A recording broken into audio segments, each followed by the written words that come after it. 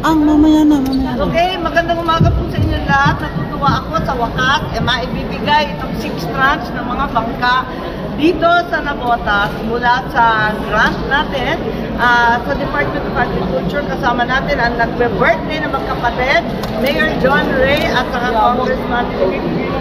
So happy po tayo. Narito yung bangka, gawa na ng ating mga isla dito sa Navotas, sa Barangay Tansa. May special affinity ako dito dahil dito shooting yung aming pelikulang Pintakasi at nanalo naman ng Best Indie. Kaya tuwa ako. Pero malaki nang binago.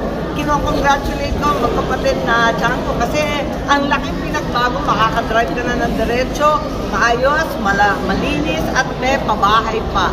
Kaya tuwa ako makita na ibang-iba na ang progreso at pagunlad ng Isla Pulo at ang buong Barangay Tansa. Ikatlong beses kong pumunta sa Navotas, halos sa loob ng isang buwan, kaya wag sana silang makulitan at magsawa sa akin. Senator, nabanggit mo kanina na mag-provide din po kayo ng 500. Sa? Nabanggit niyo po kanina na 500. Yata ako nabanggit na gano'n. Itong 28 pack na, naghahalaga ng 5 million. Ninervous ko, may utang ako agad. Girl, afraid, nangaga pa. Hindi. Okay lang kasi sa kasagsagan ngayon ng budget naman natin, tama naman yung sinasabi mo, pagka sa wakas, meron tayong fishing magnate na magiging secretary, tanghal ng Navotas yun. Kaya sana mabigyan ng diin ng fishery sector natin. Alam natin na lagi na lang sinasabi, pinakamahihirap sa Pilipinas, nasa coastal, mga isda 2.5 times poorer than the rest of the population.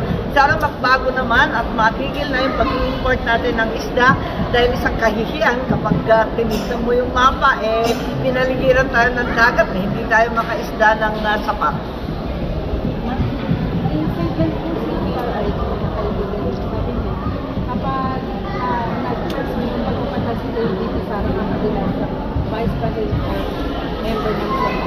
Ang akin na lang, yung mga nagpapakala nito na halos kada linggo may pasabog nitong 3-4 na linggong nakaraan, sana maawa naman sila sa Pilipinas. Ang dahi-dahi na natin problema. Maawa naman kayo sa administrasyon, maawa kayo sa mga Pilipino naghihikahos, hindi makabili ng sapat na pagkain, pagkamahal-mahal, papasok pa yung Pasko. At mahiya naman tayo, bilang Pilipino, ipapasa pa daw yung ICC resolution na pakialaman tayo ng dayuhan samantalang mga korte natin na papatunayan naman na umaandar, malaya at matibay. Bakit papapasukin pa yung iba? Diyan ako nagtataka. Senator, palagay ko, sa tingin ko, sa kapatid ko, sa akin, sa ating presidente, sa ating vice-presidente, palagay ko, maayos naman. Ang mahirap dyan, maraming nakikigulo at talagang hindi naaawa sa ating mamayan na naghihirap sa napakatataas na presyo. Senator, sino ba yung nakikigulo? Hindi ko alam.